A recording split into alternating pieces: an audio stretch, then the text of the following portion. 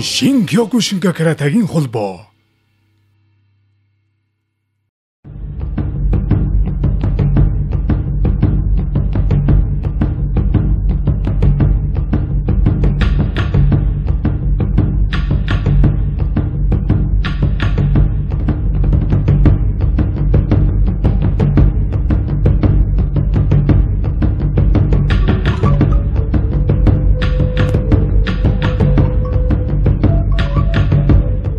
Shin Kyokushinkai карате анх үүсэн байгуулагдсан ер нь суур 1988 оноос үүссэн гэж хэлж болох юм. 90 оноос хойш ч ингээл юм өөрчлөгдөж эхэлсэн шүү дээ. Тэгээд эхлэхээр чинь карате гэж чинь спорт юм байна. Урлаг юм байна гэдэг талаар нь одоо хүмүүс илүү төлөвлөгөө ойлгож эхэлсэн. За энэ үед бол тэгээ Монголд бол бие хамгаалах урлаг үл хөгжөөгөө тухайн үед бол социализм үе байсан. Тэгээд тэр үед бол бас энэ карате бие хамгаалах урлаг тодорхой хэмжээгээр бас Монголд ч гэсэн түгээн дэлгэрээгүй ер нь 20-той байсан. Тэгээ бид нар жуудоогоор явж байгаа л тэгэл үндсэндээ одоо анх тийм кино эдийн да 20-р зууны далайн дэрэмчин гэл нэг тэр чинь бас 20-той шахав кино байсан шүү дээ. Тэгэл тэр кинонаас үзсэн үндсэндээ бол тэр үед одоо багш яг манай албан ёсны багш гэж байгаагүй. Бид нар өөрсдөө кино сэтгүүл энд энтэс үзсэн арсан юмэр ингээл хүүхдүүд нийлээл залуучууд нийлээл тэний спортоор явж хичээлж эхэлсэн дээ. Анхны каратегийн сургууль тухайн үед засан хүмүүжүүлэх хөдөлмөрийн байгууллагын удирдах газар гэж байсан. Тэрний зааланд анх үйл ажиллагаа явуулж контакт карате Кай гэж анхны сургууль байгуулагдаж үйл ажиллагаа эхэлж байсан.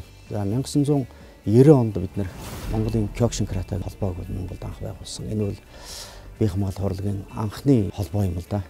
Энийг бол өөрийн хэсэг нөхдийн хамт уган гэрэл, Чин Зориг, Мөнх Жаргал, Болдбаатар гэх зэрэг нөхдийнхээ хамтах энэ холбоог анх 90 онд байгуулж ирсэн. Бид нар одоо 90-ад оноос авахгүй л энэ карате гэдэг юмар одоо сонирхож хичээлж эхэлсэн. Shin Kyokushin карате бол манад Монголд бол 2014 оноос хойш одоо Монгол дахь салбарын тэргүүн гом гэрэл багштайгаа нэгдээд ингээд одоо 80-90-ад оны үед явуулж ирсэн үйл ажиллагаагаа эргээд сэргээе.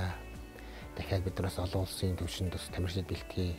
Одоо дээрээс нь хүүхдүүдийн чөлөө цагийг зөв болгосон өнгөрөх толгойд толооны спорт эргээд сэргээ гэдэг нэгдээд 2014 оноос дахин бид зохион байгуулалтанд ороод Shin Kyokushinkai каратегийн холбооны одоо салбарлуулж одоо энэ Домогт Кенжи мэдрэг удирж байгаа холбооны Монгол дахь салбарлуулъя гэж хүсэлт явуулаад тэднийхээс зөвшөөрсний дагуу одоо манай холбоо зохион байгуулж үйл ажиллагаанд ороод ингэ явж байгаа. За өнөөдрийн байдлаар их юм бол Монголд бол одоо тулааны спортоор дожо гэж нэрлэдэг. Ерөнхийдөө дожо клубүүд бол нэг хот хөдөөгөө нийлээ нэг 8 клуб үйл ажиллагаагаа явуулж байна. Доктортой тасралтгүй үйл ажиллагаа болж байна. Энэ клубүүдүүд нийт бүсний шалгалт өгсөн бэлэн бэлтгэл хийж байгаа өнөөдөр 200 гаруй хүн байна. За цаана цагаан бүстэй бол 40-100 хүн байж байгаа. За сонирхогчд ингээд ирж очдөг бол сууч зөндөө байж байгаа. Энэ 4 жилийн хугацаанд бид нар тогтмол өвөл зуны цуглар зохион байгуулсан. За улсын аврах шалралт хэмжээнд тогтмол зохион байгуулж байна. За мөн карате дрим гэдэг хүүхдийн өсвөрийн тэмцэгчдийн тэмцээн мөн тогтмол зохион байгуулж байгаа. Алуу 9-оор олон улсад очиж дан тест шалгалт өгөө тэнцсэн 13 хар бүстэй мастерууд байна. Боксу.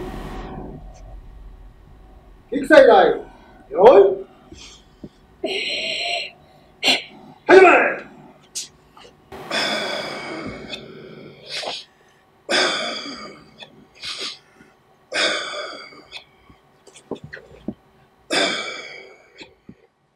Карате дэлхийд 2 урсгалаар хөгждөг. Нэг нь одоо спорт каратегийн төрлүүд гэдэг. Энэ нь болохоор Гожорю, Вадарю, Шотокан гэдэг энэ урсгалууд одоо толгойлсон спорт каратегийн төрлүүд гэж үүдэг. Тулааны төрөл нь одоо бодит яг ийм тулаан хийдэг. Одоо яг оноо авах маягаар ийм хийдэг ийм тулааны төрөлтэй. Тэгээд мөн ката гэдэг энэ үзүүлэлт тоглолтын дээр одоо энэ тал дээр их анхаарал тавьсан спорт төрлийн төрөл үүдэг. За энэ нөгөө талд нь full contact каратегийн төрөл гэж байдаг. За энэ манай Домогт Масатоза Ямагши үндэслэн энэ одоо бодитоор тулдах хэрэгтэй гэдэг ийм одоо намлал дээр үндэслэн юм урсгал байгаа. 11-12 оноос хойш бол ялангуяа энэ 2 урсгал бол ерөнхийдөө нэгдчихлээ хоёр талд.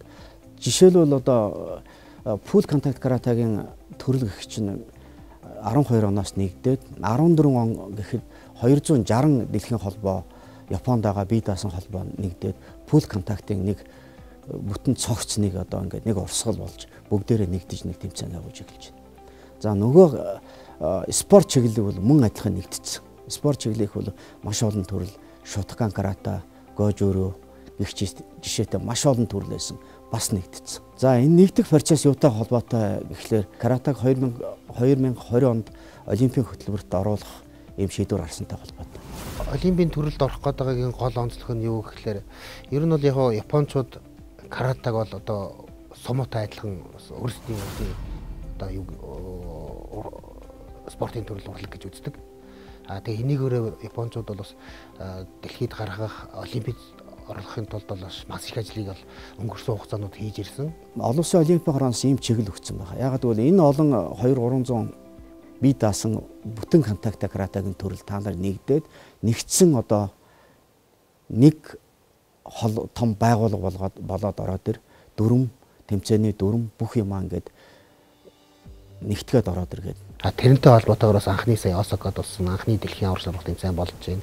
Одоо үүнтэй холбоотойгоор Монголд бас удахгүй Монголын фул контакт каратегийн холбоо байгуулагдана. Түүнтэй уялдаа бид нар Монголд бас үйл ажиллагаа явуулж байгаа бусад холбоод бусад одоо дулааны спортын холбоотой урьж энэ холбоонд нэгтгэх нь тэгээ энэний үр дүнд дэлхийн нийтэд дэлхийд анхны одоо фул контакт каратегийн дэлхийн холбоо байгуулагдах болох юм. Тэнд Монгол улс одоо бас бүрэн эрт гишүүнээр орох хэрэгтэй болно. Тэрний дараа олимпиад орох арга хэмжээ ерөнхийдөө шат дараалаад ингээд явагдаж байгаа.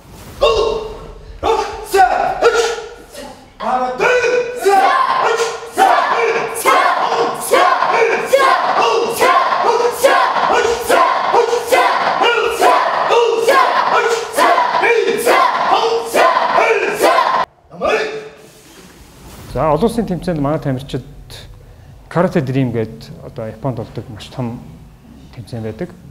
Энэ тэмцээнд одоо бүх насны ангиллар одоо энэ тэмцээнд оролцсон. Энэ тэмцээнд манай тамирчин Буянбат төрүүлж алтан медаль авч ийлээ. За мөн Казахстан улсаас олон улсын тэмцээнд манай тамирчин Баярхууд мөнгөн медаль авсан.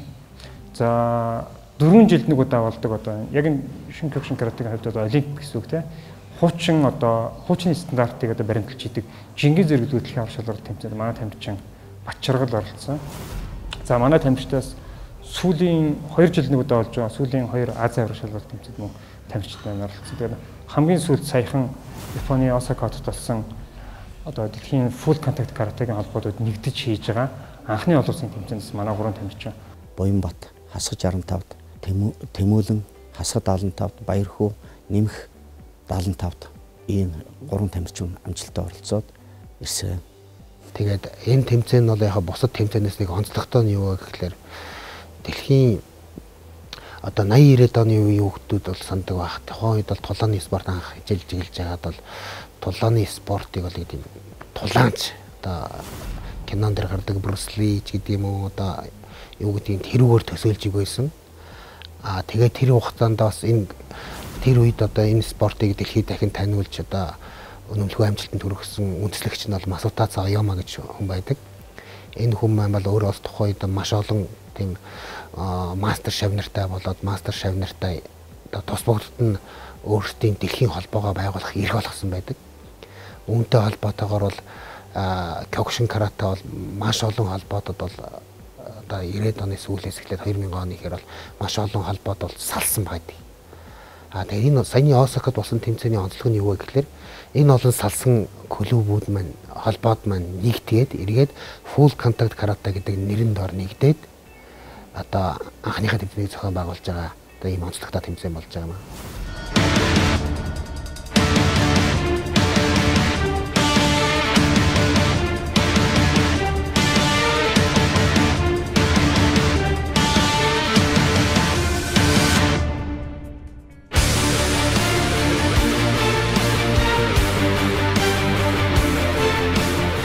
Карате гэдэг маань энэ Япон улсын үндэсний спорт. За жудотой адилхан бусад Японы сумотой адилхан асар нарийн дэг жаяг ном дүрмтэй. Хамгийн түрүүнд хүүхд орж ирээд багштай болон заалан бусдаа одоо яаж яслах вэ? Хүндэтгэлтэй харьцах уу гэдэг ихлээр заадаг. Зөвхөлтийн техник заахаас эхлээд өмнө Тэгэхээр хамгийн түрүүнд карате чинь тийм л юмсар байна. За зааланд хичээлж байгаа хүн бол зааланд орох, зааланд хичээлэх дүрм журам гэж байгаа 12 дүрм олон улсын дүрм байдаг. Энийг ингээд бэлтгэлийн явцад асар их ачаал энэ full contact каратагийн төрөл бол янангуяа их биеийн их ачаалтай, биеийн хүчний нөр их дасгал сургууль хийдэг л дээ. Тэгэхээр энэ хийхин хэрээр ёсолж хүндэтгэх одоо тэр ос гэдэг тэр ёслогоог бол олон зуудаа тэр зааланд хилдэг. Тэгэхээр бол хүмүүжлийн хувьд ч тэр бие бялдрын хувьд ч гэсэн хүмүүс төлөвшөд бол энэ бол асар их хэрэгтэй спорт гэж би бол бодож энийг одоо хүртэл бас тодорхой амьдралаа холбоо явж байна. Энэ спортоор явсан хүн чи өөрөө ингээд багасаа яваад төлөвшчдөг. Тэр баргийн юмд нэг уулж уцаарлаа дүрсгээд байдгүй. Тэр хүнийг бол хүмүүжүүлчдэг учраас ер нь тэргээрээ бахархдаг л да. Тэр анх үндэслэгч Масутаа Цаяамагийн үндэслэн одоо Кёкшин карата гэдэг бол одоо кихон техникүүдэд хамгийн сайжирсан байх хэрэгтэй. Каратегийн үндсэн засагт бол кихон техникүүдээс эхэлдэг. Тэгээд техникүүд нь цаашаа ярилцлаад явагдчихна. Энэ нь бол эхлээд хүн бол сэтгэл зүгээ бэлтгэх хэрэгтэй. Каратагаар хичээлэх юм даа.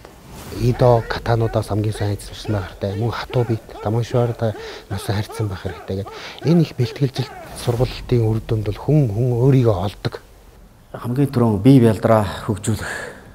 За бие бялдраа хөгжүүлэх тодорхой төвшөнд хүрсэн хойноо оюун санаагаа хөгжүүлэх ийм ерөнхий хүн ухааны философи байдаг. Энэ нь бол шинэ Кёкшин каратагаар хичээснээр бол аливаа хүн нас хүс, шашин шүтлэг, өндөр нам, бүдүү нэрийн хамаарахгүй. Энэ бол хамгийн гол нь энэ спортоор хичээлнүүд чинь хүн өөрөө төлөвшөж авах. Аяндаа энэ спорт чинь хүнийг хүмүүжүүлдэг.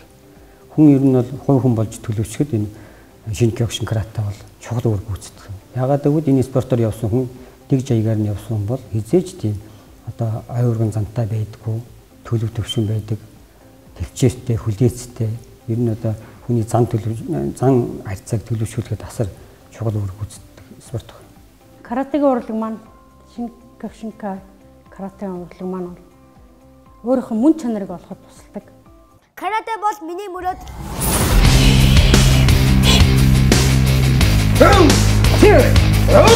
Карате бол хурд хүч ос. Карате бол миний зүрх зориг ос. Карате бол хүчний төсөл ос.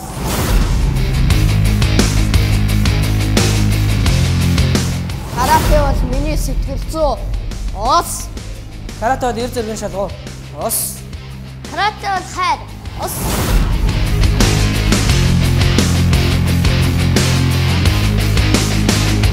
Карате бол миний ирээдүй ос. Карате бол хүндлэл ос. Карате бол амьдрах арга ухаан ос.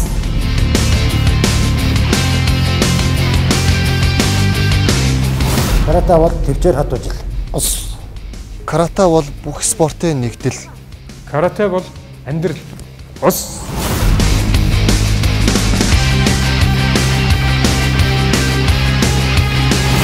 Карате бол урлаг ос. Карате бол бидний зам ос. За карате өөрөө бол яг Окинава арлаас үүссэн тийм ээ. Окинава тэгээд Окинавын нудраг энэ мөн хятадын кунфугээс ингээд одоо салбарлаад үүссэн урсгал юм байлээ. За тэгээд энд зэвсэггүйгээр тулалдах одоо нудрагаараа тулалдах арга барилын одоо урсгал шүү дээ. Тэгээд сүүлд нь энэ карате гэдэг нь ханзаар бичигдэх хятад гар гэж бичигддэг байсан юм. Гичин Фунакаши багш тэр Шотокан гэдэг урсгалыг үүсгэсэн тэр Гичин Фунакаши багш карате гэж ханзын өөрчлөөд хоосон гар буюу нүцгэн нудраг гэж одоо нүцгэн нудрагны замнал карате доо гэж ингэж өөрчилсөн гэж ярьдаг.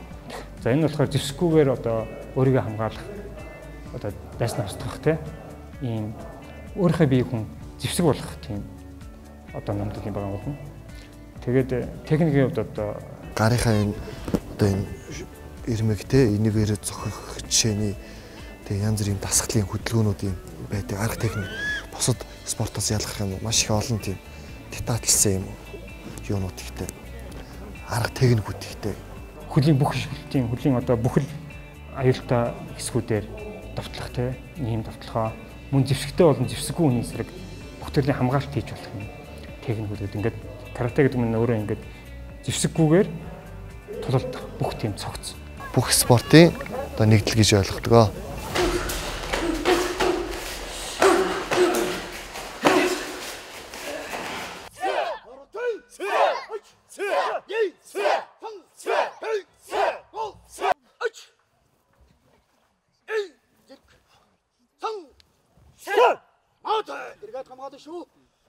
За эрэгтэй эмэгтэй хүний хувьд бол насны тийм одоо хүйс одоо эрэгтэй хүн хичээлэх тийм юм байхгүй. Эмэгтэй хүн бол адилхан хичээлээд амжилт гаргаад өнөөдөр дэлхийн хэмжээнд өнөөдөр тэмцэлдээд явж байна. Насны бол хязгаар байхгүй. Энд бол одоо хин хүссэн, хин өөртөө эрүүл мэндэд анхаарсан, хин одоо амьдралынхаа юм өөрчлөж гэдэг юм уу. Хин зориулсан бол их хичээлэхэд бол бэлэн бүх юм нээлттэй. Энд бол насны хязгаар байхгүй, хүйсийн ялгаа байхгүй. Одоогоор 90-ад оны ихэнх үеэс 19 настаас хичээлж эхэлсэн. Одоо хүртэл явж байна. Энд бол эмэгтэй хүн гээд харшлах зүйл байхгүй. Хамгийн гол нь тухайн өөр л сонирхолтой зүрх сэтгэлтэй болохгүй зүйл байхгүй. Энэ дааж эсрэгээр эмэгтэй хүнд бас их сайхан бие биедрийн хүмүүжил, зан характер, тэгээ бусдад харьцах харьцаа энэ тал дээр айгүй тийм гоё төлөвшүүлж өгдөг. Эмэгтэй хүн гэхээр л нэг булчинлэг ийм болчихно гэсэн ойлголттой, буруу ойлголттой байдаг. Энэ эсрэг сэтгэл зүйн буюу аюул ухааны хувьд бол их эмэгтэй хүнд их тохирсон спорт гэж би боддог. Ер нь бол энэ спортоор хичээлээд хүн бүгд тамирчин болох албагүй. Бүгдээр дэлхийн авар болох ч юм уу, Мидори шиг ч юм өндөр техниктэй мундаг тамирчин болох албагүй. Карате өөрөө одоо бүгдэд зориулсан спорт гэж. Манай Монголд одоо жишээл юу гэдэг найзууд нийлээл нэг орой сакс тоглоё гэдэг заал авдагтай адилхан. Одоо карате хичээлдэг улсууд бол нэг орой бүгдээр нэг сайхан очиж бэлтгэл хийж хөлсөө гаргая гэж цуглаад бэлтгэлээ гэж явдаг боломжтой. Энүүгээрээ юу гэхээр бас тийм олон нийтийн спорт болгож илүү спортлог тал руу нас нэлээд чиглүүлсэн байгаа. Нэг зүйл ажиллахад ахмад настай улсууд бол ерөнхийдөө сүүлийн үед манай ч гэсэн хичээлж байна. Одоо хөдөлгөөний дуцагталд орсон одоо нурууны суулт молтой янз бүрийн тийм улсууд бол сүүлийн үед бол төлхөө хичээлж байна. Гинамарай каратай. Эш хэл и хэл хан ха хи ха о ха рок ха эш ха эш ха ку ха ю ха. Каратад бол сурагчийн 10 зэрэг байж байна. За цагаан бүс, цэнхэр, шар, ногоон, бор ус тэгээд хар ус болохоор мастерын зэрэгэл гэж нэрлэгдэж байгаа. За сурагчийн зэрэгэл бол 15 бүсний өнгө дундаа юутай судал ороод 10 бүсний зэрэгэл дамжижээж хар усны шалгалт өгөх эрхтэй болдог. За энд бол мэдээж тодорхой хугацаа байгаа. 3 сар. Тэгээд бор судалтай ногоон бүс авах шалгалт өгөхөнд 6 сар. Ингээд ямар ч байсан нэг 4 жил хичээлжээж ерөнхийдөө даны шалгалт өгөх тийм нөхцөл бүрддэг. Нэгдүгээр дангаас хойш дараагийн дан хүртэл 2 жил гэдэг тийм ийм хугацаатай. Тэгээд ингээд хугацаа нь дараагийн дан хүртэл дахиад одоо нэлийн хугацаа байдаг. Тэгээд энэ хамгийн дээд нь 10 дан гэж байдаг. Мастер болсноос хойш. Тэгэхээр энэ одоо 10 дан хүртлийн хугацаа бол одоо энэ хүн баг каратегаар бүх насаар хичээлэх ёстой. Ингэж энэ хүн одоо төгс одоо каратэч болж каратед нэвтрэх ёстой. Гэхдээ ер нь одоо ийм 10 дан хүрсэн хүн гэж орог байдаг баг. Жишээ нь Шихан Кенжи Мидор бол 8 дантай. Энэ л одоогийн байдлаар дэлхийд одоо каратегаар хамгийн гүнзгий нэвтэрсэн, хамгийн техниктэй мундаг тамирчин хүн гэж одоо яриаддаг. Кёкшин карате, энэ пул контакт каратегийн тул бүс авахд хэцүү л дээ. Тасралтгүй нэг 3-4 цагийн үндсэн суур бэлтгэл хөдөлгөөн дасгал сургуулаа хийн, ката гэж хийн. Тэгээд дараад нь 10 юм уу 15 20 хүнтэй тасралтгүй тоглоно. Тэр ачааллыг дааж иж дан тестэнд тэнцэн. Хэрвээ одоо нэг хүнд ялагдах юм уу? Эсвэл тэр ачааллыг даахгүй ингээд суух юм уу? Ингээд шантраул тэр бүс авах бүх ажиллагаа ингээд хойшлогддог. Тэгээд энэ бүсийг бас их нарийн Японд хийд юм лээ. Мастерын бүсийг энэ мастерын бүсэн дээр тухайн одоо бүсний шалгалт өгсөн тамирчны нэрийг бичдэг. Энийг гараар бичдэг. Энийг одоо тэр тусгай тийм нөхцөл тусгай юунд ариун нөхцөл бас энэ төр хийдэг. Тэр шар зураасыг гараар тийм ойдаг бас их тийм одоо нэг шашны зан үйл гэдэг шиг тийм маш том зан үйл хийж ойд юм лээ бас.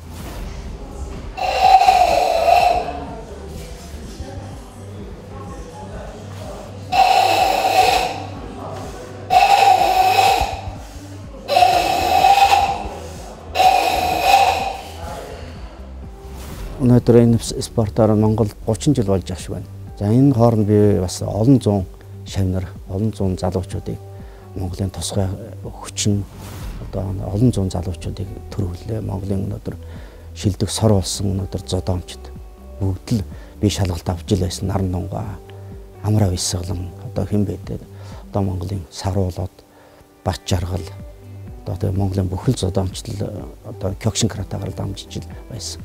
Би ч олон зуун шавнар олон зуун залуучуудтай одоо ч гэсэн хүртэл залуучуудыг бэлтэж. Тэгэхээр өнөөдөр энэ залуучуудаараа үнэхээр би бол өнөөдөр бахархдаг. Энэ амж спорт маань өөрөө маш хатуу спорт. Жингийн ялгаа байдаг. Одоо сүүлийн үед бол жингийн ялгааг бол 10 кг-ийн ялгаатай болгож байгаа. Одоо жишээлбэл 55 кг жинтэн 65 гэнэ 10 кг-ийн зөрөөд бол тэр тамирчнаас бол асар их хүч гаргадаг. Хатуу спорт. Хатуу спорт гэдэг нь хүнээс бол маш их төсвөр төвчээр маш их одоо хэмжээ шаарддаг. Ер нь бол өөрийгөө ялахгүй бол хүн хэзээ ч ялахгүй л гэдэг зарчим яг энэ дүүсэлтгэл тийм спорттой. Монголд хүн бол ер нь тэмцэлт хорлогт их авьяастай өөрийн цус ген өөх түүх намтартч одоо байж байгаа дайчин улсууд энийг бол олон улсад дэлхий ч гэсэн бас ингээ ярьдаг. Жишээд одоо бэлэнж их манай сайхан сумогийн тамирчид байна. Одоо Японд жудогийн тамирчид байна, боксийн тамирчид байна. За бусад бие хамгаалах урлагийн тамирчид байна. Манай сүүлийн үед бол манай таеквондо маш сайн хөгжиж байгаа. Манай монголчууд ер нь энэ спортод ер нь амжилт үзүүлэх юм өндөр магадaltaй байдаг. Тий. Хамгийн гол нь сайн бэлтгэл сургалтыг хэрэгтэй. Ер нь бол манай монгол тамирчдыг бол мэддэг, үнэлдэг.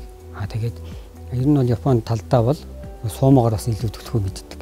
Тийм учраас ер нь бол дараагийн Азийн аварга болон дэлхийн аврагт Монголоос аваргууд төрнө гэдэг бүрэн дүр ихтгэлтэй байдаг. Тэр ялангуяа энэ пул контакт, бүтэн контакттай энэ каратагийн төрөл монгол хүн бол ер нь амжилт гаргахад их ойрхон. Энд бол бие организм, зүрх сэтгэл ер нь Аз энэ бусад өмнөд Аз ч юм уу бусад орныг бодвол энэ монгол хүний их зохицсон ийм спорт гэж дүгнэдэг. Манай холбоо бол анх байгуулагдсан цагаас эхлээд одоо дэлхийн каратагийн холбоо, дэлхийн шинэ Кёкшин каратагийн холбоос зохион байгуулж байгаа олон улсын бүхий л арга хэмжээнд хамрагдаж оролцож явж байгаа. Манай тамирчдын юу харахад бол тэмцээний байдлыг харахад бол ер нь жоохон алдаа байгаа болохоос биш. Ерөнхийдөө бол бид нар бас юуг хоцроогүй. Ер нь бол төвшин ойролцоо явсан байна гэдэг томилтон төрчээд байгаа.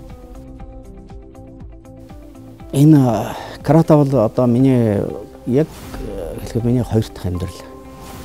Энэ спорт бол ерөнхийдөө өөрийгөө хүндэл сурах. Тэрийг л одоо хувьд төлөвшүүлдэг тийм спорт та. За ер нь бол ганц шинэ Кёкшин каратач биш.